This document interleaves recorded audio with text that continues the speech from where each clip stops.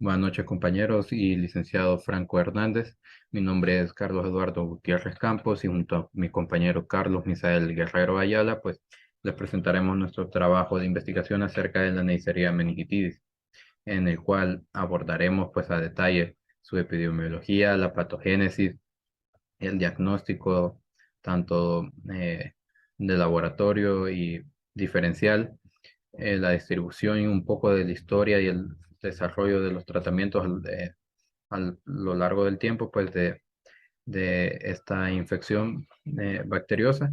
También se examinarán las diferentes estrategias de prevención y control que se utilizan para reducir la incidencia de esta enfermedad a lo largo del mundo y la que se ha usado a lo largo de la historia.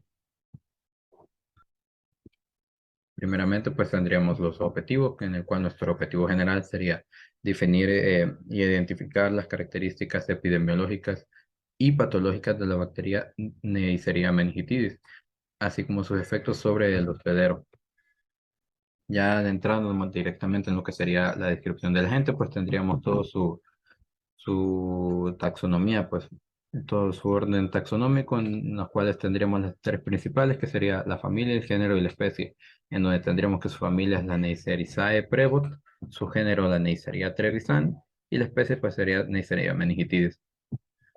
Algunos detalles que tenemos que mencionar acerca de esta, pues es que son bacterias gram negativas, son aerobias y poseen una forma esferoidal, ¿verdad? Una forma cucoide que se disponen, como podemos ver aquí en la imagen de referencia, en parejas, en donde cada una de las dos bacterias se pegan o se unen a la otra, pues, de sus lados adyacentes, adoptando esta forma eh, que se asemeja a la morfología pues, de un grano de café. Obviamente esta imagen pues es generada por computadora, pero si lo observamos, lo llegáramos a observar en un microscopio, como veremos más adelante, pues en una prueba de Frotty del líquido cefalorraquídeo, se aprecia estas mismas estructuras de dos bacterias unidas eh, entre sí en todo el espacio pues, de la muestra. Otras cosas que podemos mencionar acerca de esta gente, pues es que la temperatura ideal para su desarrollo, pues son 35 a 37 grados eh, centígrados. Esto provoca, pues, que su punto de hospedaje en el huésped, pues, sea mayormente en la faringe o más bien en la nasofaringe y en la orofaringe, ya que esta es una zona del cuerpo que cumple con estas, con las necesidades de la misma bacteria, pues tendremos que esta es una bacteria capsulada que posee una cápsula de polisacáridos que lo hace indetectables hacia los macrófagos, haciendo que ésta sea parte de la flora normal de muchos individuos en esta zona de la nasofaringe. También podemos mencionar que tiene una gran importancia médica y debido a su peligrosidad y su tendencia a producir epidemias explosivas, a su vez de su gran tendencia a producir meningococcemia, que sería el paso de esta infección más allá de la zona de la nasofaringe, ya hacia la sangre, como una septicemia, pero de este tipo de bacterias, lo cual provocaría que esta llegara al cerebro y es lo que la hace eh, tan mortal. Continuando, pues tendríamos la historia de la enfermedad, en la cual se las presento como una pequeña línea de tiempo de los sucesos más importantes, pues tendríamos primeramente que en 1805 se dio la primera descripción de la enfermedad realizada en Suiza por un profesor o un historiador llamado Giovanni Piero Berzoix, el cual estudió a diferentes pacientes que fueron afectados por una epidemia de esta bacteria, de los cuales estudió sus signos y síntomas, y presentó el primer reporte, la primera descripción de una persona fallecida por este tipo de enfermedad. Tuvieron que pasar casi 80 años desde este suceso para que se dieran los primeros estudios de esta bacteria, realizados por los médicos e investigadores Marcia Fava y Angelo Selli, los cuales describieron esta bacteria como una bacteria semejante a la Neisseria que provoca la gonorrea, y 6 años de estudio después, pues realizaron el primer estudio de líquido cefalorraquídeo en pacientes infectados, en los cuales pudieron ver las características que ya les mencionaba anteriormente, que son una especie de diplococos que se agrupan de dos en dos y empezaron a estudiar todos los signos y síntomas que esta provocaba y qué era lo que provocaba el gran grado de mortalidad que esta poseía. Tuvieron que pasar prácticamente 80 años desde estas investigaciones para que se diera la primera vacuna antimeningocócica. En todo este lapso de tiempo, la Neisseria meningitis o la infección por esta misma, pues eh, una- provocó bastantes muertes en Europa debido a con su poco tiempo que hay para poder tratar o para poder ayudar a las personas antes de que llegue a fallecer por una infección de la misma. Hubieron varios tratamientos a lo largo entre esta etapa y la invención de la primera vacuna. Hubo tratamientos con penicilina, pero como se mencionará más adelante, pues no son 100% efectivos. Incluso se les llegó a dar allá por 1930, 1940, suero fisiológico de caballos para intentar ayudar a las mismas, pero no era tan eficiente. Entonces, hasta 1970 se fue creada en Estados Unidos la vacuna conocida como MPSV4, la cual abordaba a esta bacteria eh, basándose o atacando pues a los polisacáridos que constituyen su cápsula. Ya pasando un poco a la historia más moderna, pues tendríamos que en el año 2000 se dio la primera epidemia del serogrupo W135 en Arabia Saudita, el cual un serogrupo de la misma bacteria, pues que es bastante mortal y que ya era un poco menos visto en países más desarrollados. Esta epidemia fue bastante grande, abarcó bastantes países que ya eran conocidos por tener una mayor incidencia y por tener como enfermedad endémica a la Neisseria meningitis, que son los países que conoceremos como cinturón africano de la Neisseria meningitis, que constituyen desde Nigeria hasta Arabia Saudita, Camerún, etcétera, diversidad, la gran mayoría de países africanos. Pues la epidemia fue bastante mortal y dio bastantes problemas en estos países africanos, lo que llevó a que en Estados Unidos se empezara el desarrollo y la creación que 8 años después pues saldría a la luz y al mercado pues 3 vacunas funcionales para los 3 tipos de serogrupos, tanto para el A, el B y el W135. Estas vacunas pues fueron enfocadas mayormente pues en los infantes y menores de 5 años, ya que eran los más afectados por este tipo de serogrupo. Y porque hasta el día de hoy aún se ocupa la bacteria meningocócica, la primera bacteria antimeningocócica que fue la MPSV4 para tratar las infecciones pues en personas que ya llegan a los 50 años. 2 años después de la invención de estas 3 vacunas, pues empezó una larga y exhaustiva campaña de vacunación en África, que al usar pues una vacuna conjugada y una estrategia usando ambos tipos de vacunas, pues se llegó un poco a disminuir la mortalidad y los grados de epidemias de esta bacteria en todos esos países.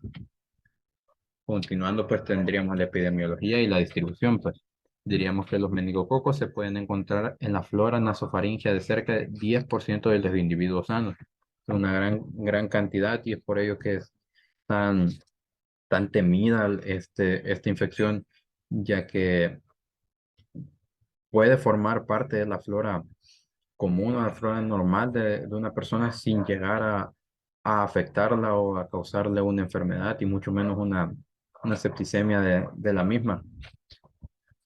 Y que a pesar de esto, de ser una bacteria que la podemos andar, que ojalá no sea el caso, ¿verdad? Pero hay incluso una posibilidad de que todas las personas que podrían estar escuchando esto o leyendo este reporte o este trabajo de investigación podría tener esta bacteria en su sistema, bueno, en su flora normal nasofaringea ahora mismo y no se enteraría o incluso pudo haberla tenido y ni siquiera haberse enterado. Esto provoca un gran miedo debido a al grado de mortalidad y al progreso muy veloz que tiene esta enfermedad. Tendríamos también que la transmisión se presenta a través de la inhalación de gotas respiratorias atomizadas.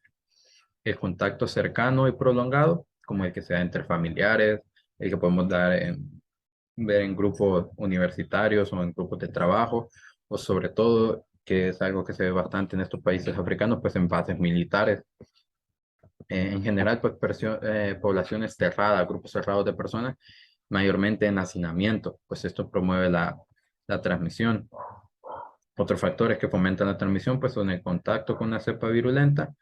Eh, También se nos menciona que las enfermedades respiratorias de las vías respiratorias altas, pues también promueven bastante la distribución de esta bacteria, pues, ya que promueve pues, los estornudos, la tos, y en situaciones de hacinamiento, pues propaga mucho más lo que sería esta enfermedad. Y sobre todo tendríamos como otro factor, pues la susceptibilidad del hospedero. Esta podríamos mencionar que es una bacteria eh, que solo es oportunista, que solo espera a atacar cuando la persona está inmunodeprimida. Entonces, personas con con un alto grado de riesgo o con un sistema inmunológico deficiente, pues son el blanco específico de esta infección.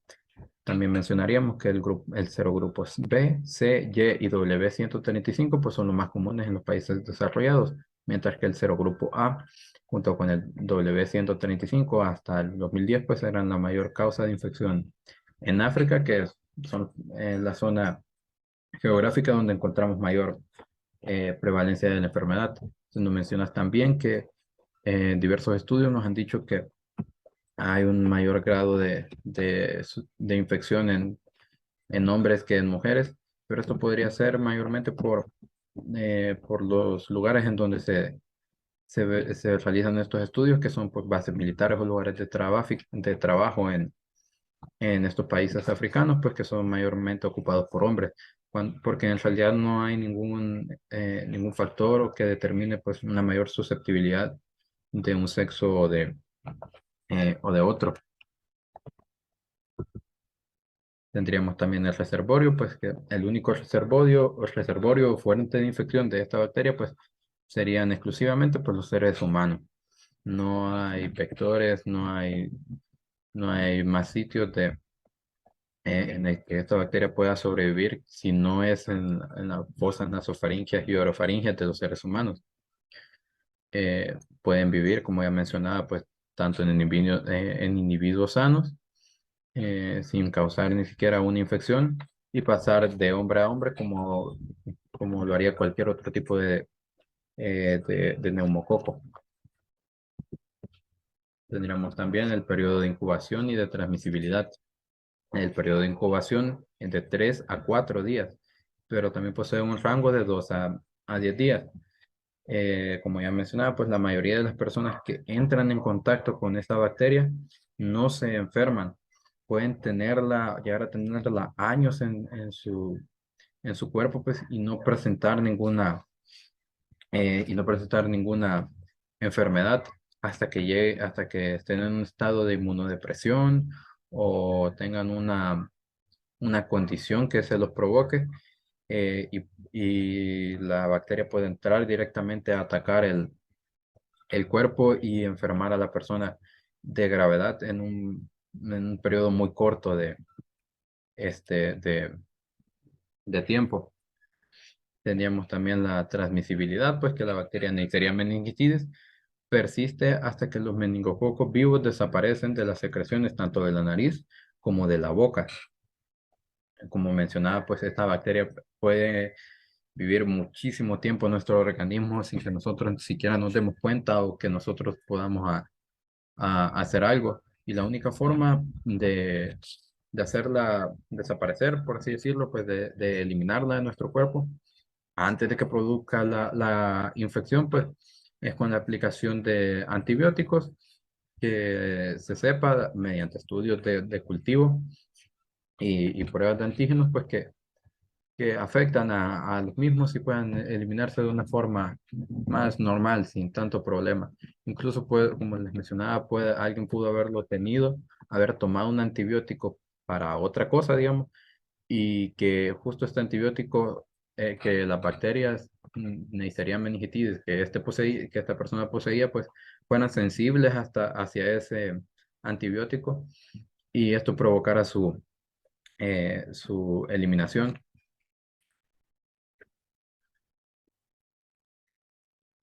Consiguientemente, pues tendríamos el mecanismo de transmisión de la Neisseria meningitidis, pues como ya les decía, es por contacto directo con la bacteria proveniente de otra persona infectada, ya sea con que tenga signos de la enfermedad o simplemente sea un hospedero pasivo, un hospedero asintomático.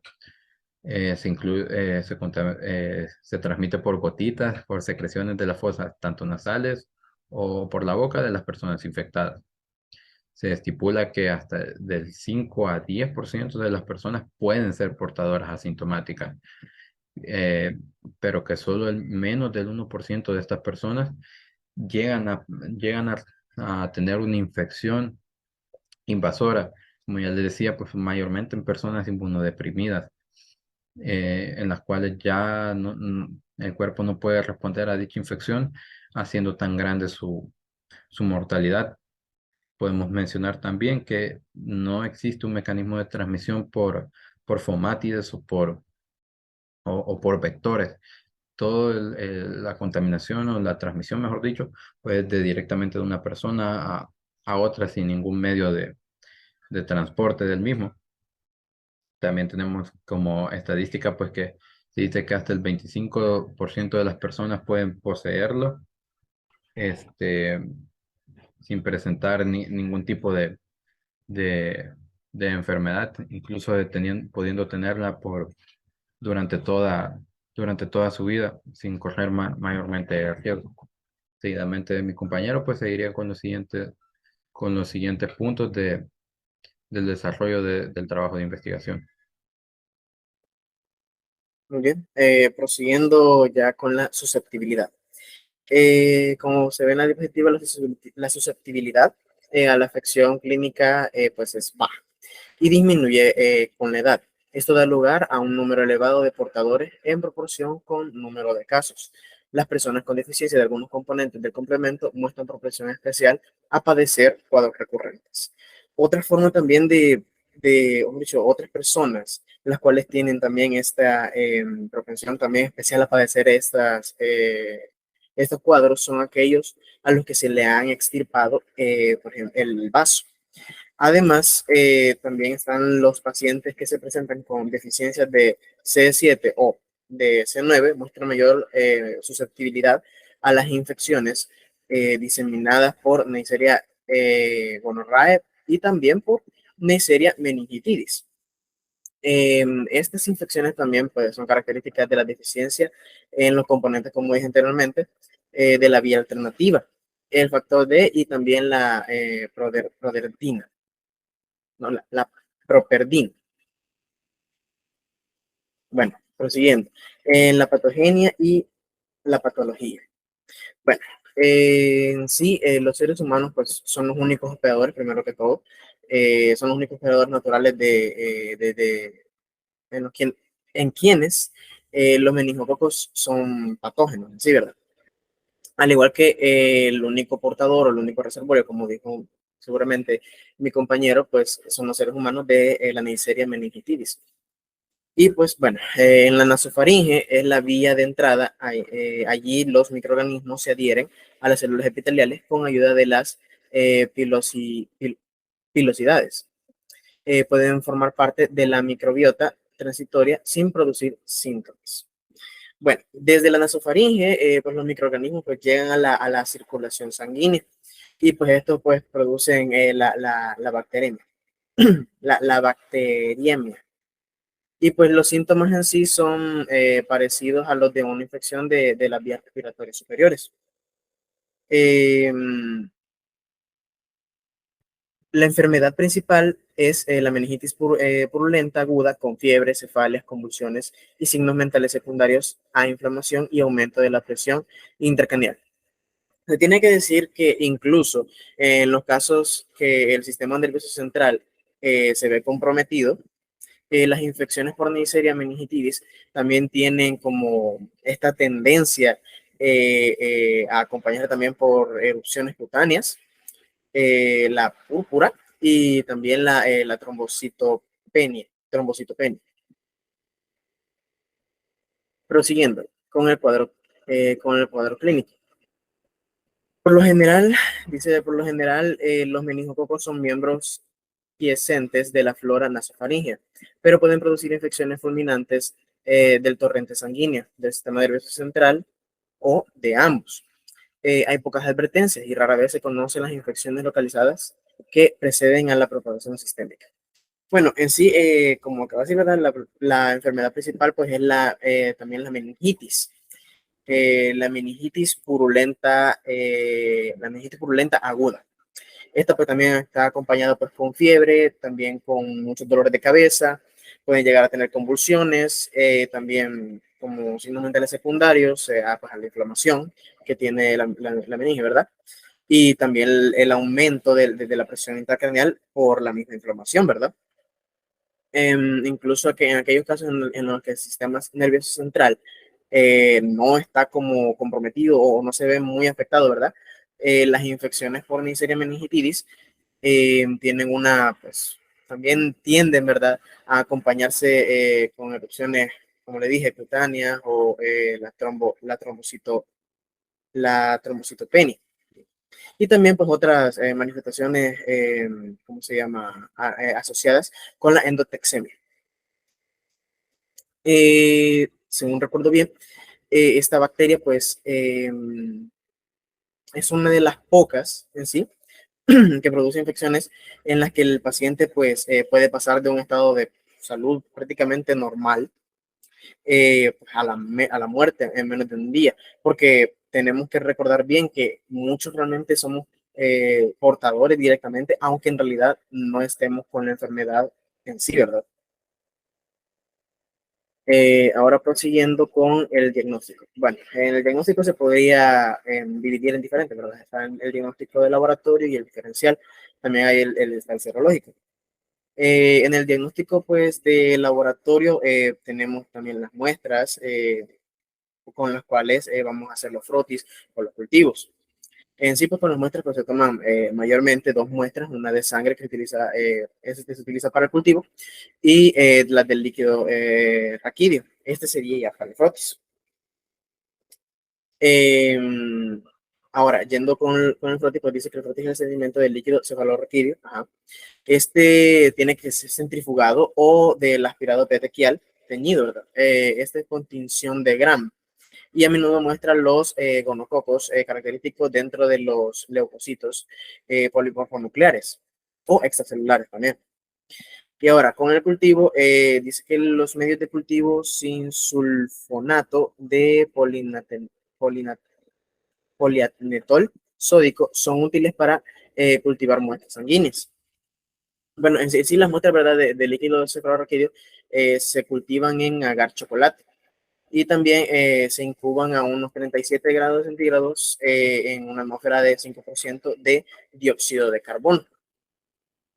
Y ahora ya viendo en el diagnóstico ya diferencial, eh, lo diagnóstico diferencial pues, de la enfermedad meningocócica se hace principalmente con otros patógenos que pueden ocasionar meningitis bacteriana, como el Streptococcus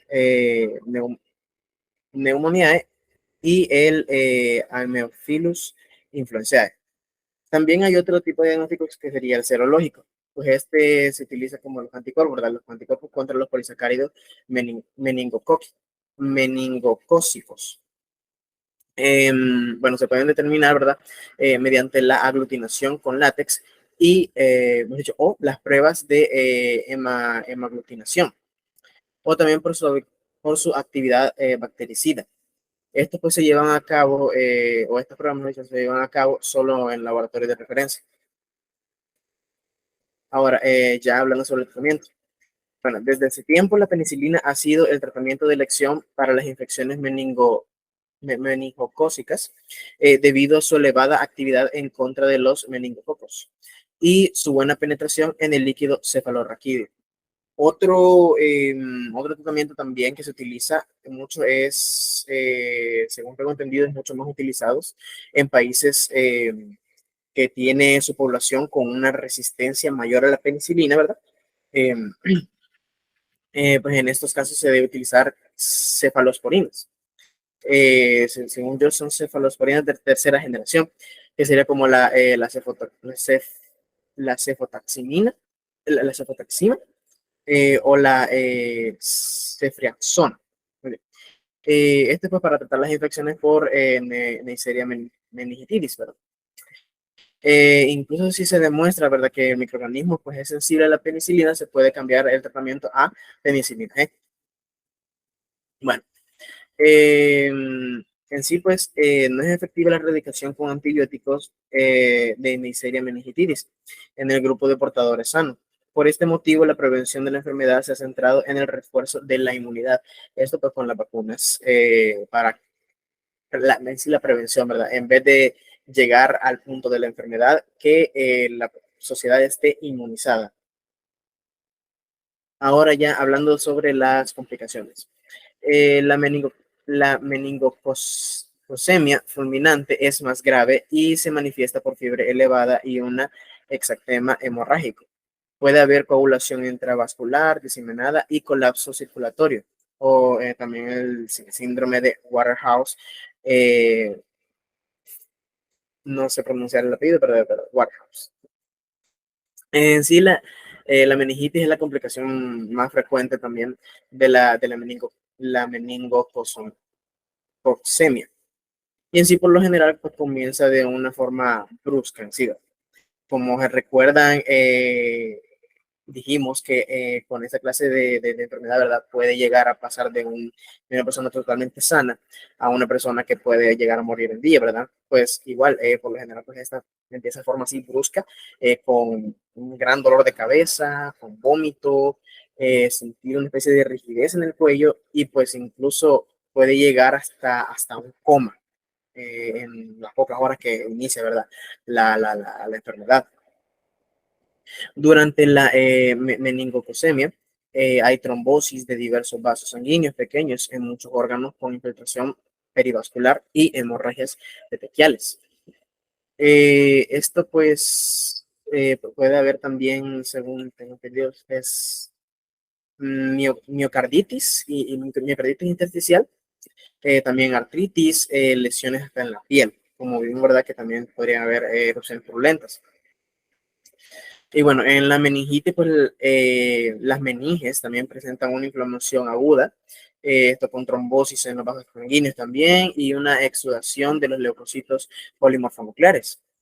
Y pues de manera de la superficie del cerebro está cubierta por un exudado purulento espeso. Y ya por último, pues en la prevención y el control. Hasta el desarrollo y difusión de la resistencia en la década de 1960 y 1969, la quimioprofilaxis con estos fármacos era el medio principal para detener la propagación de las infecciones meningocócicas. En la actualidad, la rifampicina es el medicamento quimioprofiláctico principal, aunque el ciprofloxacino también ha resultado eficaz. Eh, en cuestión de prevención y control, ¿verdad? La penicilina en sí no es efectiva. Según las bibliografías, es probable que sea por su inadecuada penetración en la mucosa nasofaringea eh, cuando ésta se encuentra inflamada. En la selección de casos que han de recibir profilaxis se basa más en una evaluación epidemiológica. Y pues el contacto cercano con un caso confirmado es una indicación para la profilaxis. Y El tratamiento con penicilina oral no erradica el estado del portador.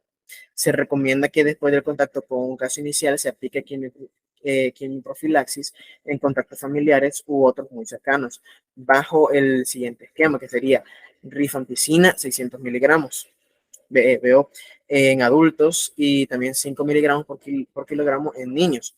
O los que aún no llegan al mes de edad sería, también sería esa dosis. O también 10 miligramos por kilogramo en niños de un mes o mayores, 2 veces al día por 2 días. También hay otros fármacos alternos que se podrían utilizar, como son la ciprofloxacina, que este sería en adultos, sería 500 miligramos. Este sería como una dosis única, o sea, prácticamente solo una toma. También la ceftriaxona, que este ya sería pues en niños. Esto ya pues antes de que cumplan los 15 años.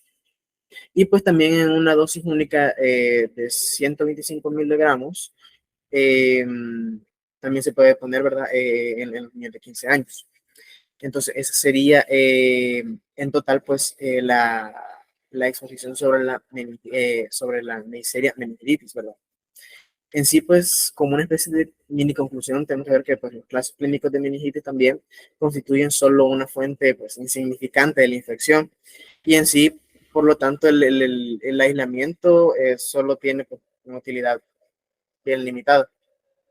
Lo mejor para esto es eh, disminuir o reducir en sí los contactos de las personas o en sí de la población, eh, o en sí reducir los contactos personales en una población con una tasa bien, ¿verdad? Elevada de portadores. Porque como dijimos anteriormente, mayormente las personas son más portadores que personas que están enfermas.